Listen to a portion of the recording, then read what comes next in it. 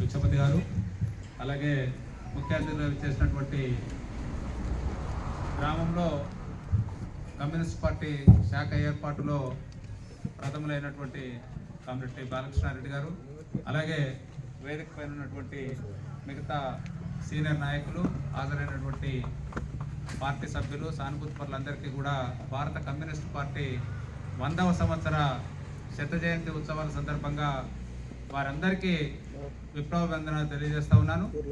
ఈ సందర్భంలో మరి మొదటగా కామ్రేడ్ భగత్ సింగ్ గారి విగ్రహానికి పూలమాలార్చన తర్వాత, ఇప్పుడు జెండా ఆవిష్కరణ తర్వాత మన ఈ కార్యక్రమాన్ని ప్రారంభించుకోవడం జరుగుతున్నది. కార్యక్రమంలో ఈ 50 సంవత్సరాల కాలంలో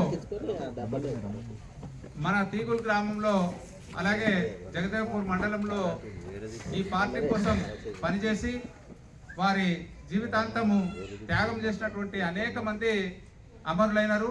వాళ్ళందరినీ పేరు పేరున నేను ఒకసారి పేర్లు చదువుతా, వాళ్ళందరికీ శ్రద్ధాంజలి ఘటిస్తూ మనము తర్వాత 2 నిమిషాలు మౌనం పాటించాల్సినటువంటి అవసరం ఉంటుంది.